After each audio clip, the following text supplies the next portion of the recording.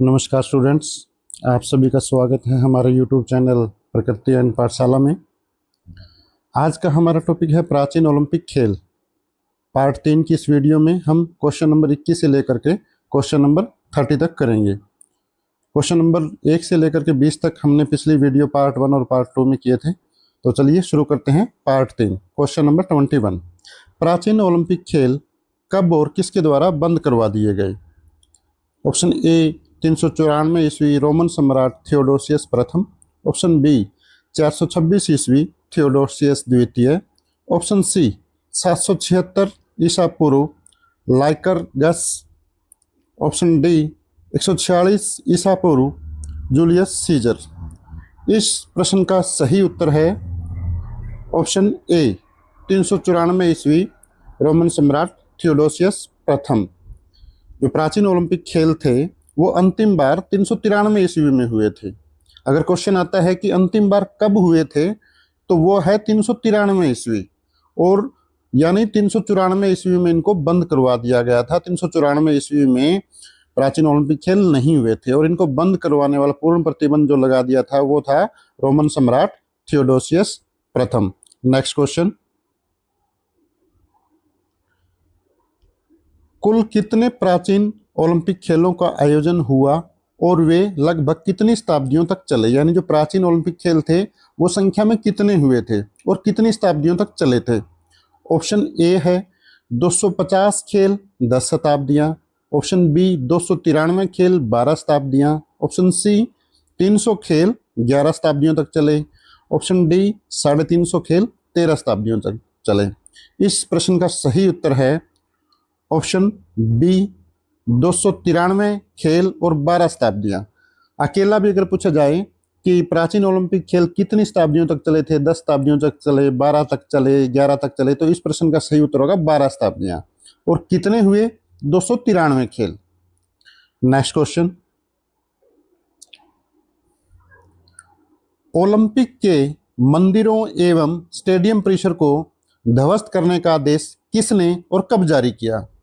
यानी जो 394 के अंदर पूर्ण रूप से प्रतिबंध लगा दिया गया था और बाद के अंदर जो इनको ओलंपिक स्टेडियम है, मंदिर थे, इनको ध्वस्त करने, इनको तोड़ने का आदेश किसने जारी किया था? जो बंद करवाने का आदेश जारी किया थियोडोसियस प्रथम ने 394 ईस्वी में, और जो इनको मंदिरों को तोड़ने का आदेश जारी किया, इस प्रश्न का सही उत्तर है ऑप्शन बी थियोडोसियस द्वितीय 426 ईस्वी। थियोडोसियस द्वितीय 426 ईस्वी, यानी ओलंपिक खेल के जो स्टेडियम थे, मंदिर थे, उनको ध्वस्त करने का, तोड़ने का आदेश जारी हुआ थियोडोसियस द्वितीय के द्वारा 426 ईस्वी में। और प्राचीन ओलंपिक अंतिम बार हुए 393 ईस्वी में, और पूर्ण रूप से प्रतिबंध लगाया गया 394 ईस्वी में थियोडोसियस प्रथम के द्वारा।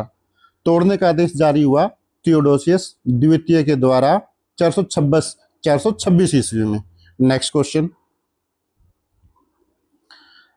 प्रथम प्राचीन ओलंपिक खेलों का प्रथम विजेता कौन था? यानी जो प्राचीन ओलंपिक खेल हुए थे प्रथम बार, उसके अंदर जो पहला गोल्ड मेडल जीतने वाला था, यानी जो प्रथम विजेता था, उस दौरान जो मुकुट दिया जाता था, पहनाया जाता था पत्तियों का, ओलिव वृक्ष की, उसको जीतने वाला विजेता कौन था? प्रथम प्राचीन ओलंपिक खेलों का प्रथम विजेता कौन था? Option A Milon of Croton. Option B Leonidas of Rhodes. Option C Koroibos. Option D Diagoras. इस प्रश्न का सही ऑप्शन है option C Koroibos. Option C कोरोइबोस। ये एक शेफ थे, रसोइया थे, कोरोइबोस, और इन्होंने स्टेडियम दौड़ जीती थी, उसके अंदर ये प्रथम रहे थे। कोरोइबोस जो साधारण रसोइया थे, यानी शेफ थे, और स्टेडियम नाम की दौड़ होती थी, उसमें इन्होंने जीत हासिल की थी। तो प्रथम प्राचीन ओलंपिक खेलों के प्रथम विजेता थे कोरो इबोस। नेक्स्ट क्वेश्चन, स्टेडियम दौड़ की लंबाई कितनी थी? यानी जिसमें कोरो इबोस ने जीत हासिल की थी, उस दौड़ का नाम था स्टेडियम दौड़, और उस दौड़ की लंबाई कितनी थी? ऑप्शन ए है 100 मीटर, ऑप्शन बी है 192.27 metre, option C 400 metre, option D 800 metre. जो स्टेडियम दौड़ होती थी उसकी जो लंबाई थी वो थी 192.27 मीटर, लगभग 210 गज। इस प्रश्न का सही उत्तर है option B. Option B, stadium दौड़ की लंबाई कितनी होती थी? 192.27 मीटर, लगभग 210 गज। नेक्स्ट क्वेश्चन, प्राचीन ओलंपिक विजेताओं को दिए जाने वाले जैतून की पत्तियों के मुकुट को ग्रीक भाषा में क्या कहा जाता था? यानी जो खेलों में जीतते थे, जो विजेता होते थे, उनको जो मुकुट पहनाया जाता था जैतून वृक्ष की पत्तियों का, पवित्र वृक्ष जो होता था, उस मुकुट को ग्रीक भाषा में क्या कहा जाता था? Option A laurel, option B kotinos, option C athlon, option D stephanos. इस प्रश्न का सही आंसर है ऑप्शन बी। ऑप्शन बी यानी कोटिनोस। जो मुकुट था उसको ग्रीक भाषा में कोटिनोस कहा जाता था। नेक्स्ट क्वेश्चन, ग्रीक भाषा में एके क्रिया किसे कहा जाता था? एके क्रिया क्या था? ग्रीक भाषा में एक वर्ड था एके क्रिया, किसे कहा जाता था? Option A Olympic oath, Olympic, option B Olympic charter, option C Olympic truce, option D Olympic peace. जो एके क्रिया बोला जाता था ओलंपिक ट्रूस। पवित्र युद्ध विराम जो होता था युद्धों के दौरान, जब खेलों के दौरान जब युद्धों को बंद कर दिया जाता था, तो उस पवित्र युद्ध विराम को ग्रीक भाषा में एके क्रिया कहा जाता था, जिसको हम ओलंपिक ट्रूस या पवित्र युद्ध विराम बोलते हैं, उसको ग्रीक भाषा में एके क्रिया कहा जाता था। क्वेश्चन ऐसे भी आ सकता है कि युद्ध विराम को क्या कहा जाता था? जो युद्ध विराम किया जाता था खेलों के दौरान, उसको क्या कहा जाता था ग्रीक भाषा में? तो एके क्रिया किसी ऑप्शन में डाल सकते हैं, ऑप्शन बी में, सी में, और उसके साथ 2-3 ऑप्शन और डाल सकते हैं। तो एके क्रिया क्या था? जो युद्ध विराम होता था, पवित्र युद्ध विराम खेलों के दौरान, उसको एके क्रिया बोला जाता था ग्रीक भाषा के अंदर। नेक्स्ट क्वेश्चन, मंदिर की वह पुजारिन जिसे प्राचीन ओलंपिक खेल देखने की अनुमति थी, उसे क्या कहा जाता था? प्राचीन ओलंपिक खेलों में महिलाओं को ना भाग लेने की आज्ञा थी, ना उनको खेल देखने की परमिशन थी, लेकिन एक औरत होती थी मंदिर की पुजारिन जिसको खेल देखने की इजाज़त थी, और वो चीफ गेस्ट के रूप में वहाँ खेलों को देखती थी। ऑप्शन हैं Hera, option B Athena, option C Demeter, option D Artemis. Option D Artemis. इस प्रश्न का उत्तर है जो मंदिर की पुजारिन होती थी उसको बोला जाता था डेमीटर। Option C Demeter. कई बुक्स के अंदर इसको डमेत्रा भी बोला जाता है। राइट आंसर है ऑप्शन सी डेमीटर। डमेत्रा दिया हो तो वो भी सही होगा। और एक और बात है कि वो पुजारिन होती थी, वो जीएस मंदिर की पुजारिन नहीं होती थी, वो एक देवी का मंदिर होता था उसकी पुजारिन होती थी। जो ये डमेत्रा देवी है ये फसलों की देवी, पृथ्वी की देवी इसको बोला जाता था। उर्वरा की मुख्य देवी, मतलब फसलों, अनाज और धरती की जो उर्वरता की मुख्य देवी है उसको बोला जाता था डेमीटर। डेमीटर मंदिर की ये पुजारिन होती थी जो, और वो चीफ गेस्ट के रूप में उन खेलों को देखती थी। अगर क्वेश्चन आए कि वो जीएस मंदिर की पुजारिन होती थी, तो जीएस मंदिर की पुजारिन नहीं होती थी।